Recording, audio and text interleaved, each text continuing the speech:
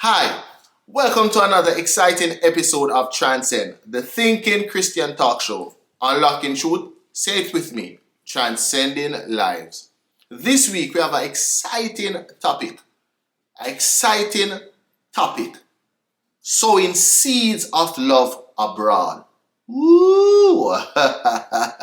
Sowing seeds of love abroad. I know you have been asking the questions. What's up with Transcend? Oh, we have not been seeing the episodes, the weekly episodes. Well, we took a break just to do Transcend Word. Transcend Word, it is where we translate the English, the King James Version Bible in Patois, Jamaican dialect. So go ahead and check that out. But we are back doing our interviews this week, and we have a friend, a brother, and I don't use that term lightly. He is indeed a friend, and I want you to help me welcome with a big Transcend welcome, Ramon Morgan. My bro, my friend, my church brother. Welcome. Thanks for having me. It's a pleasure to be here. So, Ramon. Yes, sir. You know we have to get to it, and we're going to go straight into asking you about your background. Tell us about yourself. Tell us where in Jamaica you're from. Just give us a brief history of your background. Oh, my history in Jamaica, I attended S1E19 High School, where I played Augusta Cup for 2 years. So, fourth, I move on. Then I start my career in construction. Then from there on, I keep moving on.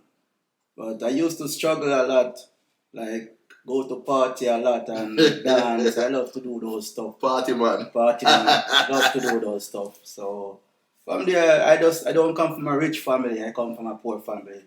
So where I'm at today, I'm grateful. So which parish you're from? I'm from Clarendon. Clarendon. Yeah. Clarendon.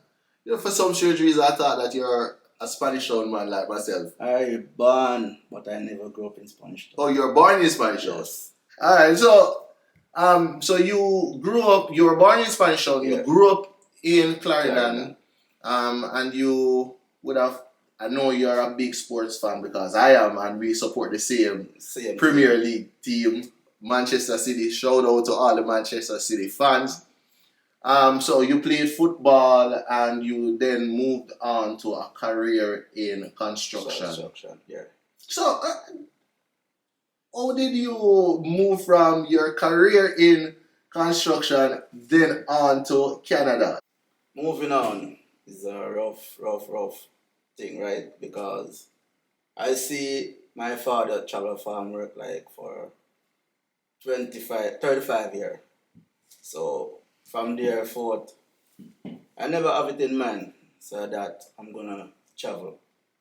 So from there I keep working till my breakthrough comes. So your dad was a farm worker in the States or here in Canada? Oh, okay. And you had no intention whatsoever of following down that path or anything like that? No intention. I hear you mentioned that you had a tough upbringing. Yeah. And it was rough, and you're grateful for where you're at now. Yeah. You mind sharing with us and with Transcenders? How was that like? The tough upbringing. What did that entail? It's made me like stronger. Like it come to a point like we used to live in our district, right? But we moved, and then we used to have a show house that my mom and dad used to run, that we used to keep movie and so forth back in the days. Show house. Yeah, show house. So like a theater. Like a theater. So, everybody come in the community and want to watch show and in Clarendon. In Clarendon. So and the Riverside also. Was it a big screen TV or? No, them time there's just a little like the matches box TV. So many people watching. A lot of people when I look shows full up. So you have a whole lot of people watching this small little TV on the riverside. On the riverside, like we build a lawn with bamboo around it. So you have to pay for come in to watch the movie. So mommy and daddy they were proper business people then, man. Yes. Alright, so you didn't want any at all to, follow in your father's footsteps in terms of the whole farm work thing and all of that. And on Transcenders, we have to ask the questions, we have to pry. Yeah. So tell us now, how did you decided that, or how did you move to Canada from Jamaica? Well, it's a tough one, because how I move, I have to ask my dad, what's going on the program? And he used to say, oh, it's rough and tough and something. I say to myself, they show them something there. No. So it comes up. Because he tell you what he went through coming. Went through. So every time, I used to bring his bag to the bus stop and so forth. So sometimes I up and I climb up a hill and sometimes I would see the plane. And I would say, oh, daddy, wait for me. Here I come. Yeah. Really? Yeah. So, you're carrying his bag up the hill and you see a plane in the sky passing. No, when it reached to the ministry, because you have to go to the ministry, right? Oh. So when he, I know the day that he's going to fly. Mm-hmm. And I see, the plane. Oh. I would wave, man, and say, hey, daddy, wait for me, I come. So, from there on, I learn about how Canada is and how rough it is. Because he tell you? He tell me. But me never want to go through that road. I want different thing. I was have a football skill. Yeah. But I didn't. In Jamaica, the football thing don't work out very well. Yeah. So if you don't live in Spanish Town or so forth, you're not gonna get a bus. Yeah. Because pretty much, it's almost as if you have a lot of talented footballers. You come up through the ranks. You're in high school. You're playing Manning Cup or you're playing. I think you would be playing the Costa Cup. Yeah. And we have a Walker Cup as well. Yeah. So. You come up through the ranks playing it, and pretty much you're talented as you pass through these competitions. It's like you fall by the wayside. I don't cut in either, because one of the time in the last season, my coach said to me, Ramon, what do you want to turn becoming live? I said, Coach, honestly, I don't know enough. I don't see the future, And I say I don't see the future. I say when it comes, maybe hold on to it. But right now, I don't see it. So you're saying that you didn't have a specific plan or a specific occupation that you said, I want to do that? Never have it. You just embrace life as it comes. As it comes. But you know something. I want to say that even in that, there is such a thing as sweet surrender.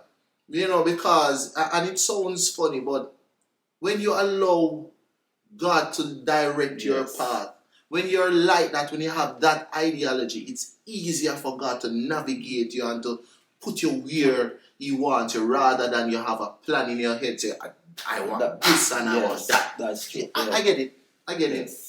So, you didn't want, the roughness and the toughness of, a Canadian farm worker. No.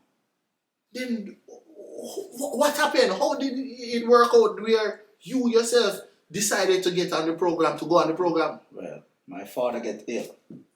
So my mother decided, and my father decided, say, oh, okay, since your dad cannot travel anymore, we're going to call his boss, because the money boss was best friend. Mm-hmm. So they hook up me to the ministry and we go through ministry. I'm just a blessed child. Yeah, so it's a divine hookup, man. Yes. So, Daddy, you said Daddy, is Daddy still around, by the way? No, his soul rest in peace. He died? Yeah, he passed away. Oh, okay. Condolences. How many years now? Probably 7. Oh, it has been a long time. From 2014, 15. Yeah. So, back to how it all happened. Yeah. So, your dad had a friend and the boss, and your mother decided that since Daddy can't go anymore, can't travel anymore because of illness. Yes. You now have to step up to the plate. Have to carry on the baton. You have to carry on the baton. Yes. Were you the oldest? No. but the button reaching your hand. So you just have to run with it. Yes. I like that. Yes. Yeah, so you then went to the ministry. Yes. How did that play out? It played out like I go the Monday Mm-hmm. and they said, okay, we don't see your name up here because remember they go up a couple of times. Then the bigger boss called and said, we want to put him on the program. Mm-hmm. And they make a couple links and then MP bring me. Every time I see that I call up MP, I said, anytime I come Jamaica, I have to see you. Mm-hmm. Because you help me out a lot. So you bring me up to the head office, the big head office. And then they say, oh, you don't have any medical for The him. MP for your area? No, it's a different MP. Yes. That I say is two MP link up. So the MP in my area, they give out the farm work card, but they pick who they want, like it's a friend thing. Oh, so it's kind of like who you know. Who you know. Okay, I get it. Yeah, so from that moment, they bring me over. I go the Monday, and the lady say, okay, you know what? Wednesday is medical for you. It's like... So you go the Monday? Yes. And the Wednesday? And the Wednesday. And the medical? And the medical. You have good links, man. Yes. Yes. I have good links. Yes. So you do the medical, yes. And then what was the next step thereafter? And then I do biometrics. Mm-hmm. And I do step by step, then flight process. So the first trip is Canada. So from the time of going to the ministry, to the medical, to biometric, how long the entire process took you? It took me about probably two months.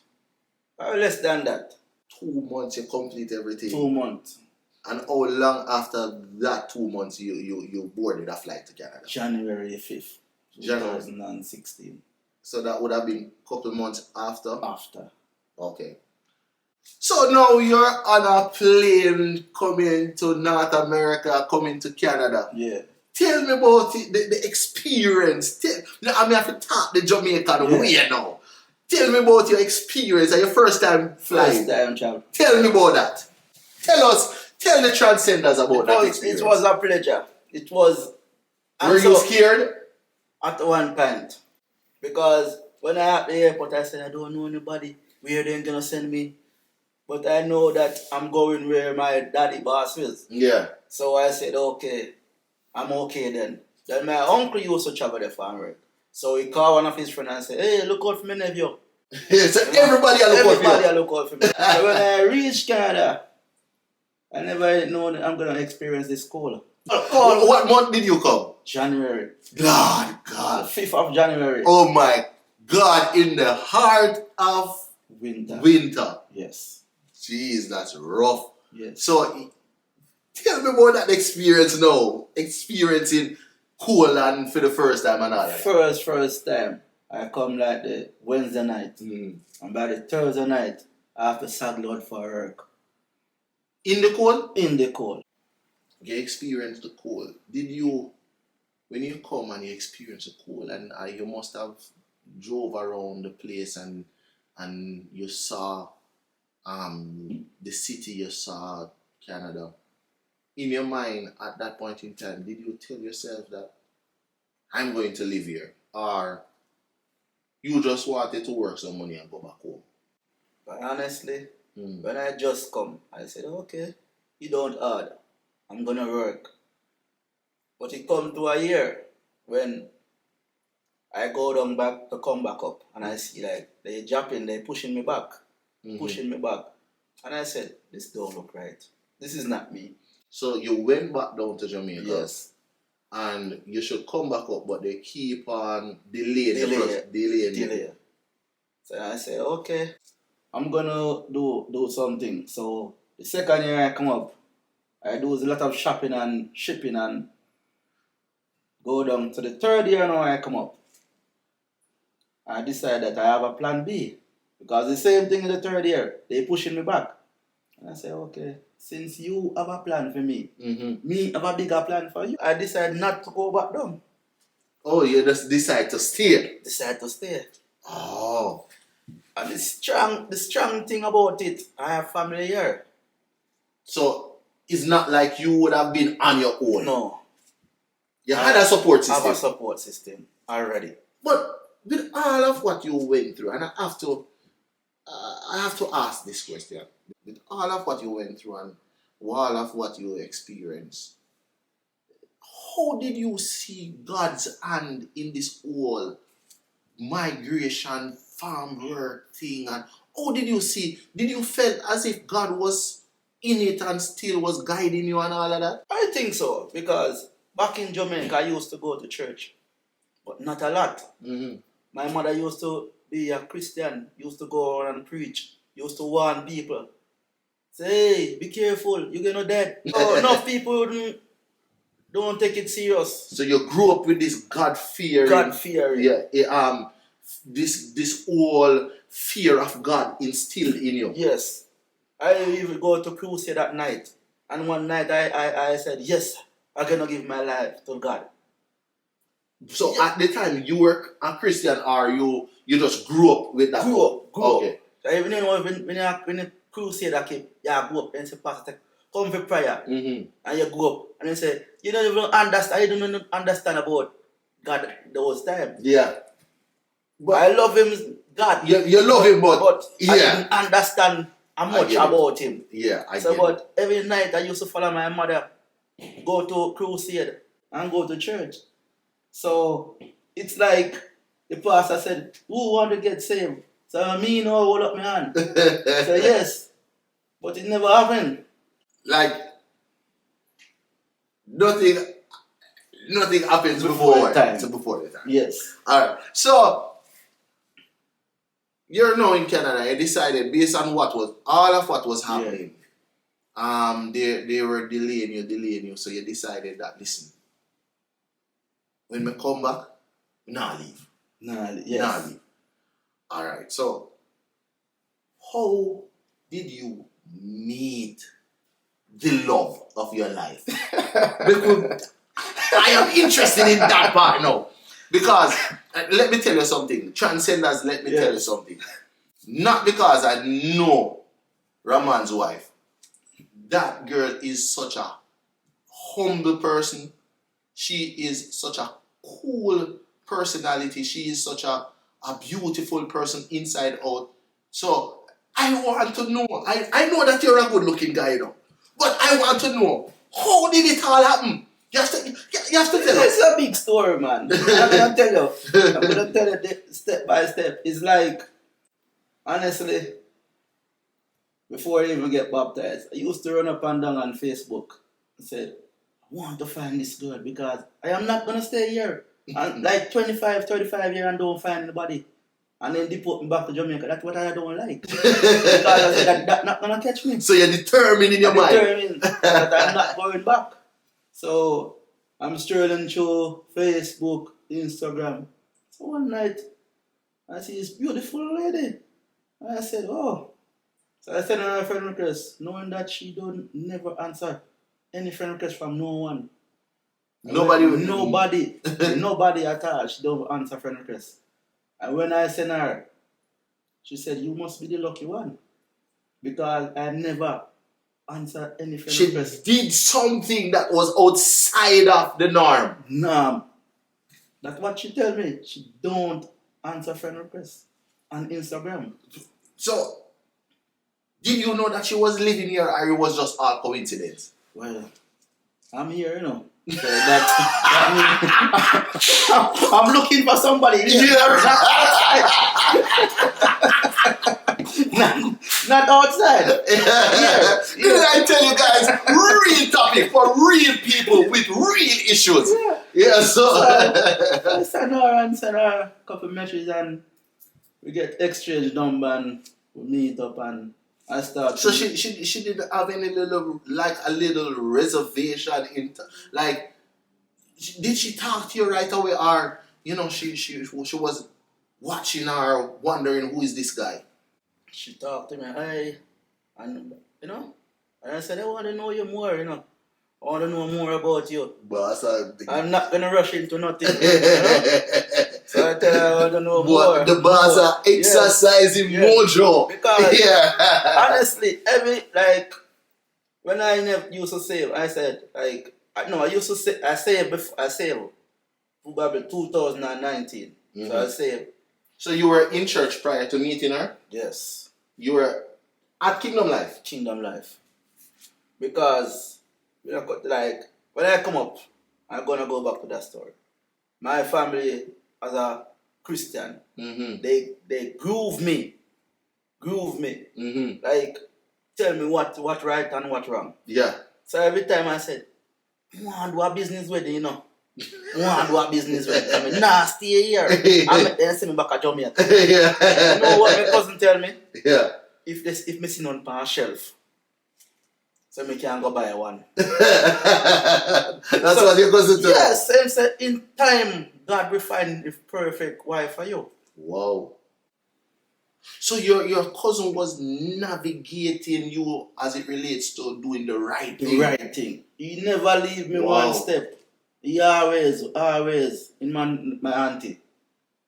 Always leading me the right way. And they're still at Kingdom Life to this day. Still at Kingdom Shout out to brother and sister Farbs. Sister Farbs, shout out to you. Shout out to you, brother Farbs. Yeah, big shout out. I remember the first time meeting you, or first time seeing you, was back in 2019 when I visited Kingdom Life to preach. Little did I know that we would have become friends. Little did I know that that I would also be a member of Kingdom Life. Yes. So talk about the divine connection, eh? That's a good connection, man. Yeah. Then from there forth now, me and my first lady start, connect even stronger and stronger. You are go to tell, even when I go into my bed at night, I don't turn off my phone. Video call right through the morning. Lovebirds. Lovebird. Right through. So at that point in time, were you surprised that you actually found love and you didn't have to do a business wedding? Were you surprised that how things was just working out? Yes, I was surprised and said, who it would be but God? And I think back and said, sometimes you have to listen. Listen to the elders because they don't. Sometimes they're wrong and sometimes they're, So if I was a jumpy person, I would don't listen and do my own thing. But faith. But you know something that came to mind just now. You said that if you were an eager person, you would have just run ahead and you'd have run ahead of the will of God. Yes. And it pointed me back to the scripture that says, they that wait upon the Lord. That's a transcend word right there. Shall renew their strength. Shall what? Mount up with wings as eagles. So transcenders, wait. So, you know you're now in the lovebird process, and you're getting to know her, and she's getting to know you, and the love is getting stronger. Did you guys go out and go on date and all of that? And at what point in time did you know for a fact that this is gonna be my wife? Well, I'm not gonna lie, also. Honestly, on the first time, I say yes. Even from the first time when I talk on Instagram, I say yes, Father. I see this. I delete Instagram same time. I say done. Stop the madness. Done. You want Transcenders to believe that you met her, and the very moment you met her, you said, this is it, and you deleted it. Get the number and delete. Straight WhatsApp and straight call. Delete. I said, I'm not looking for no one else. God send the right person to me. My God, this is a testimony. This is some deep stuff. Just like that, you knew. Delete. Since recently, I put it on back. Another transcend word for you. When you know, you know. Yeah, so you started now to, converse with her, talk with her, and you guys are now communicating. And how long was that process before you popped the question? How long was that that process before you ask for her hand in marriage? It takes some time, you know. 1 year, 2 year? I play about 1 year and little. And her family accepted you and all of that? She was afraid of her dad. Because her dad always said, "Oh, I talk to no Jamaican, I will ever see him, them gonna left you." So her dad was skeptical. Yes, because our only daughter, not our only daughter, but our young daughter that she grew up with. So she want the best for her. She all go to her parents and say, "Why you have to take a Jamaican? Look how much man there." Huh? Little did they know that it was the best thing. Best thing. And you know something, I always look at you and your wife and how you guys operate, and you guys are always together, and I must say that you are, even though, how long now you have been married? 2 years. Even though it's just 2 years, I want to tell you that you guys are examples. You know, how I see you treat your wife and how she treats you. I'm telling you, people, they're looking on and they're observing. So, you dated her and you eventually got accepted from from her father that was a little bit skeptical. So when you ask her now to get married, tell us about that. And that's a part I want to hear now. I always pushing her and I say, "No, I really want to marry you, you know.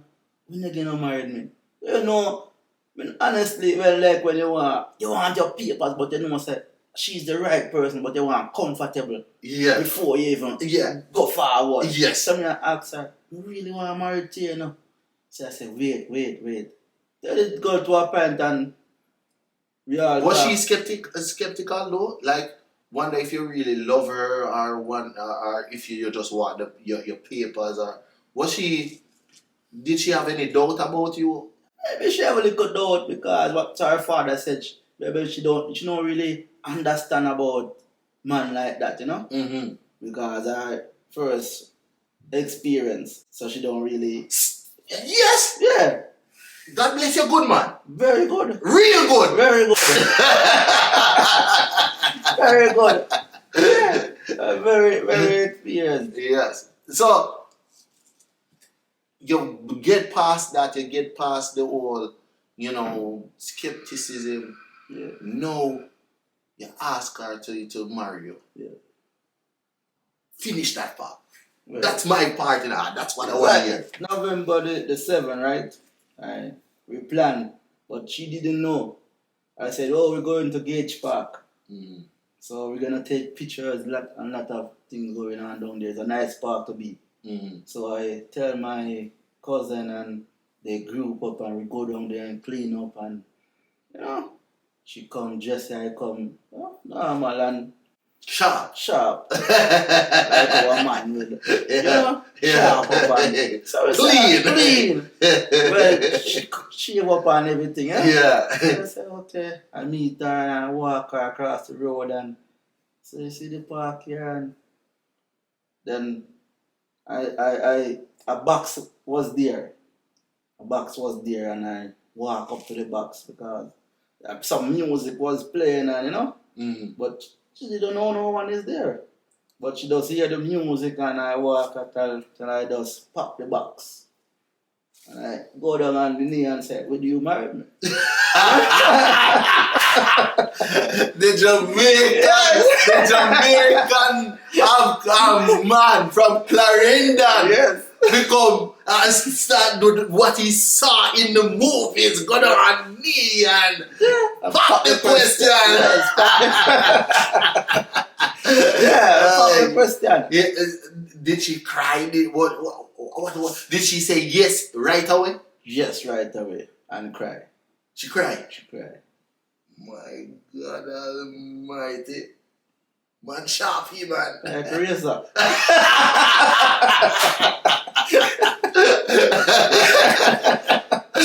Oh God. So, you guys got married. How long after? Probably 2021. Yeah. 2021. So, hopefully 1.5 years, 2 years, thereabout. Yeah. Yeah. And tell us now about because God give you double for your trouble now, you know. God not only allow you to get your papers, but He must give you somebody who will love you and your papers. And my papers. All right. So tell us about that process now. You know, she after you did she start the papers after getting married or before, or what was that like? I think after we get married. After you get married. Because we have to wait on the certificate and so forth. Mm-hmm. I get Yes. you. I get you. The marriage certificate. Marriage certificate and everything. And was she excited when you actually got the papers and all of that? It's a joy, man. It's a joy. What you have to tell us about your response now, because this is this little boy who come from Clarendon, where go through the struggles and went through it rough. Now you have Canadian status. What was that like? How did you feel? Can I explain? Don't tell me say you cry. You cry. I don't cry, but in the experience, right? When I just get married, our bishop said from him, see people getting married is the first they get the paper to look for. The marriage certificate is the first. You never see that. Yeah? First. You got it quick. Quick. Everything quick. You're in the wheel, bro. You're in the wheel. God got you. So what are some of the challenges that you face, in Canada overall? Biggest challenge I face is at my workplace. First workplace. I don't know if it's the culture of people, right? But I have a supervisor. Every single day, the guy in my back, even telling me indecent language. Treating you bad? Treating me bad. It goes to a point that I have to call my auntie, same sister Fabs, and cry to him and say, me fed up, I have to leave this place. It was that bad? It's that bad. Even Bishop, everyone pray for me. So I know that when you have faith and when you have that strong backative prayer warrior around you, nothing can beat that. And it turned out to be the man that treat me bad turned around to be my best friend as a supervisor. God turned it. Turn it around. You have a car, you work at KFC, you have a car, breakfast in the morning time. Wow.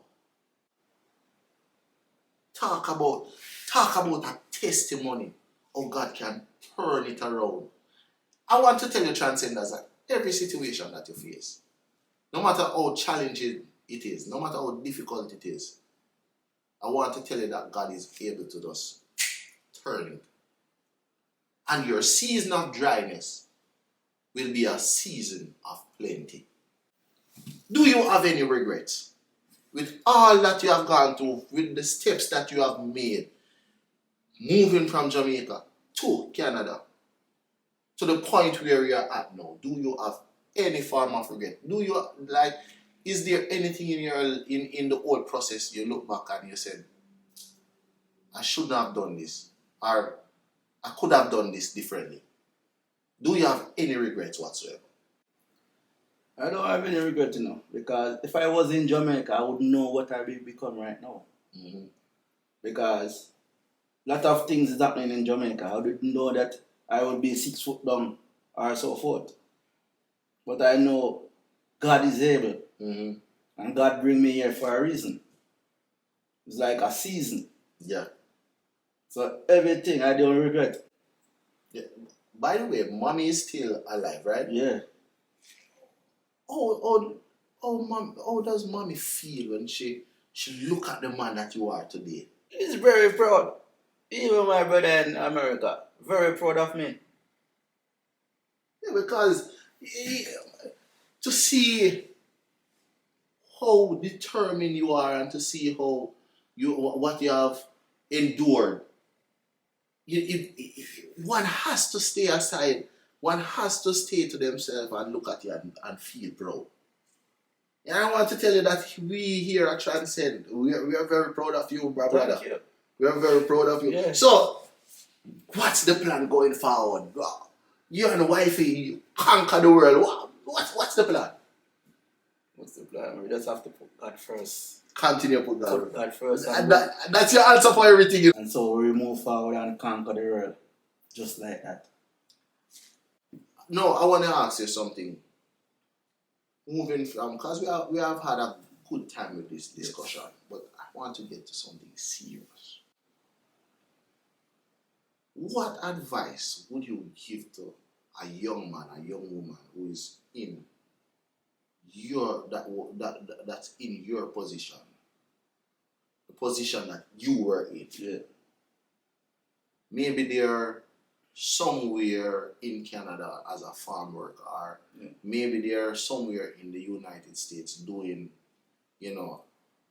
something that they're, doing a job, and they're open, just to straighten up themselves and open to make life. Because I want to tell you that some of the hardest working people that build Canada and the United States are people like you and I. Yes. So you have many people that right now are pursuing their dreams and they're working hard to better themselves, better their family, and to take care of grandma back home in Jamaica, or take care of mommy and daddy or their children.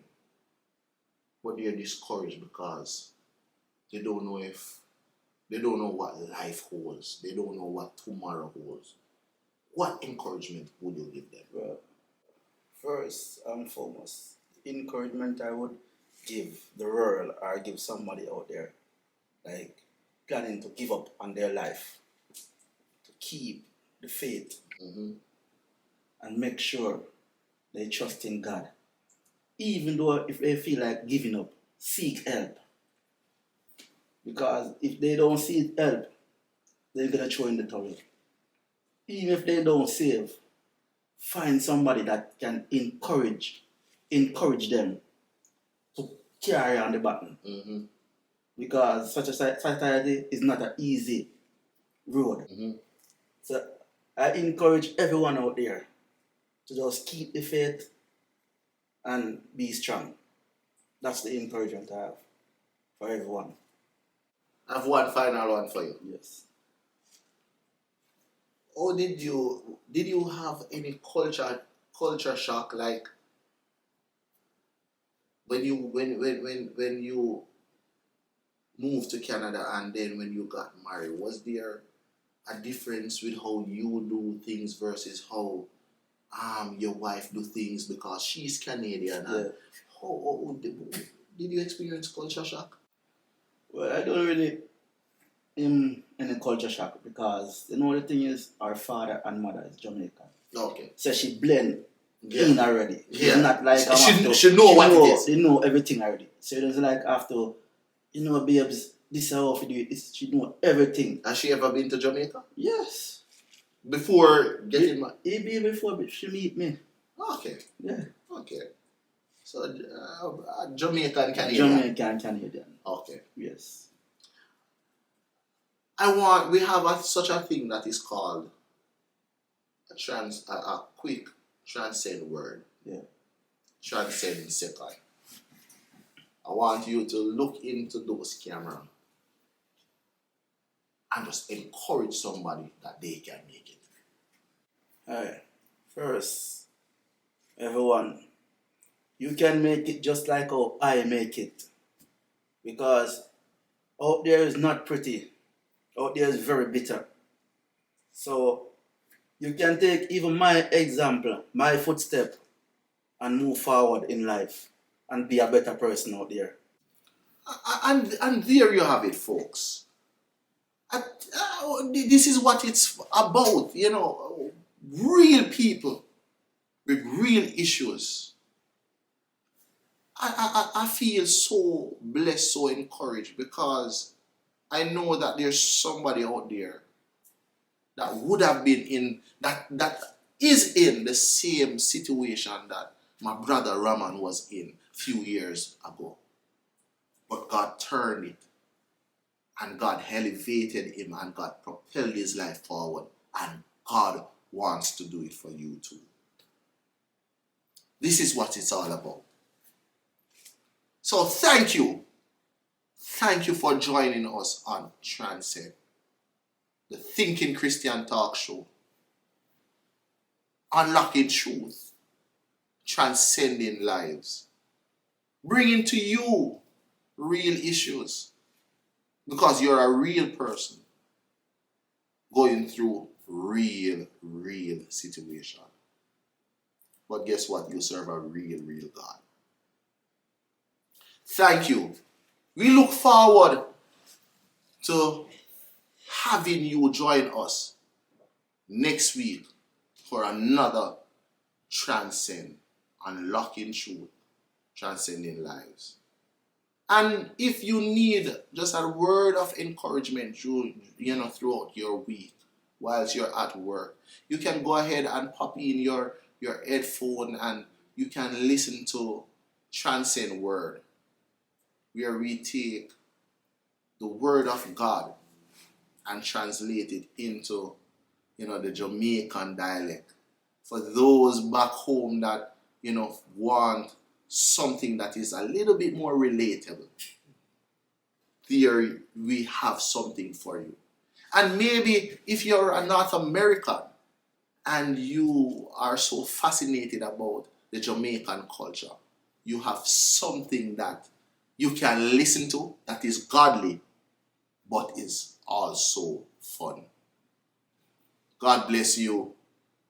We look forward to having you next week.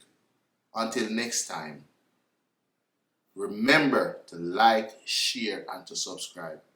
And if you haven't already, go ahead and click that subscribe button right here below. Do it with me. Right here below. Click that button. Until next time, join us again on Transcend, the Thinking Christian Talk Show, unlocking truth, transcending lives. God bless and walk good.